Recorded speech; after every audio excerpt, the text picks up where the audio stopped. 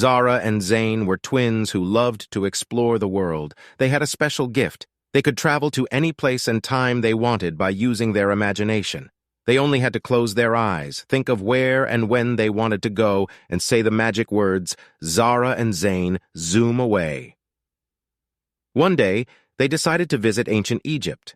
They had learned about the pyramids, the pharaohs, and the mummies in school, and they wanted to see them for themselves. They closed their eyes, thought of Egypt, and said the magic words, Zara and Zain, zoom away! In a flash, they found themselves in a desert, surrounded by sand dunes. They saw a huge pyramid in the distance, shining in the sun. Wow, look at that! Zara exclaimed. Let's go check it out, Zain said. They ran towards the pyramid, eager to explore. As they got closer, they saw a group of people working near the entrance. They were wearing white linen clothes and had dark skin and hair. They looked like the ancient Egyptians they had seen in pictures. Hello, Zara greeted them. The people looked at them with curiosity and surprise. They did not understand what Zara had said. They spoke in a language that Zara and Zain did not know. Who are you? Where did you come from? One of them asked. Zara and Zain realized that they had a problem. They could not communicate with the people. They wished they had learned some Egyptian words before coming here. We are tourists? Zain tried to explain. The people looked even more confused.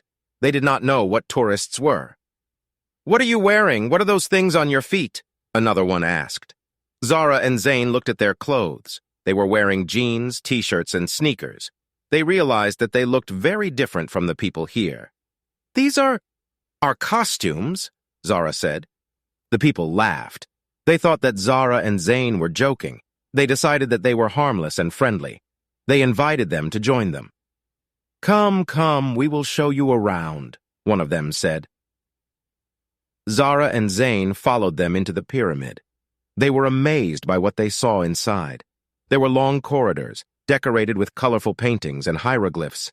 There were statues of gods and goddesses, animals and humans. There were rooms filled with treasures, gold, jewels, pottery, furniture, weapons, and more. This is incredible, Zara said. I know, right? Zain agreed. They learned that the people were workers who were building the pyramid for the pharaoh's afterlife. They believed that the pharaoh would need all his belongings in the next world, so they put them in his tomb. They also showed them how they made the mummies. Mummies were dead bodies that were preserved by removing the organs, drying the skin, wrapping it with linen bandages, and applying resin. The mummies were placed in wooden coffins that were painted with images of the deceased person's face and name. They do this to make sure that the soul of the person can recognize their body and return to it, one of them said. Zara and Zain found this fascinating but also creepy. They did not like the idea of having their organs removed or being wrapped like a mummy. Can we see the pharaoh's mummy? Zain asked. The workers shook their heads. No, no, that is forbidden, one of them said. Why? Zara asked. Because it is sacred, another one said. Only the priests and the pharaoh himself can enter his chamber, another one added.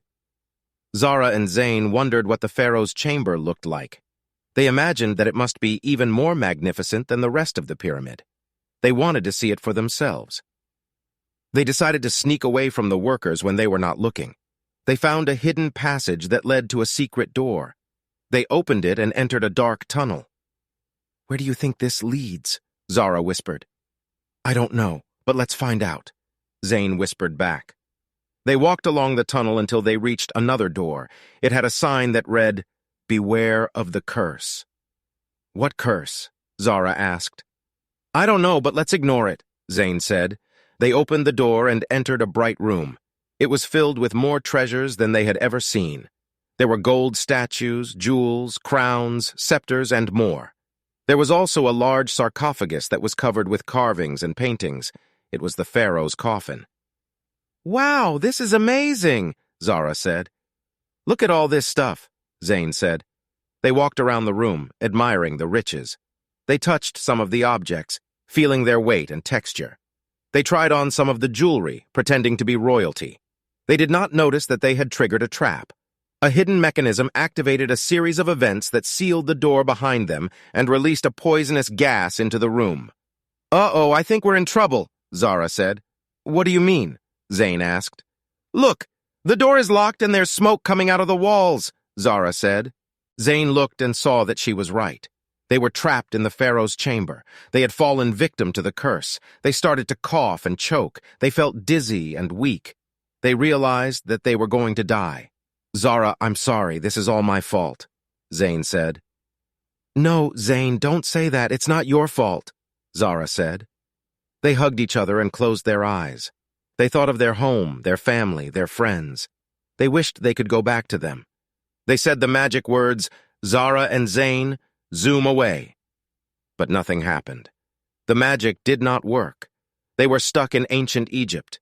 They felt their life slipping away. They said their last words, I love you. I love you too.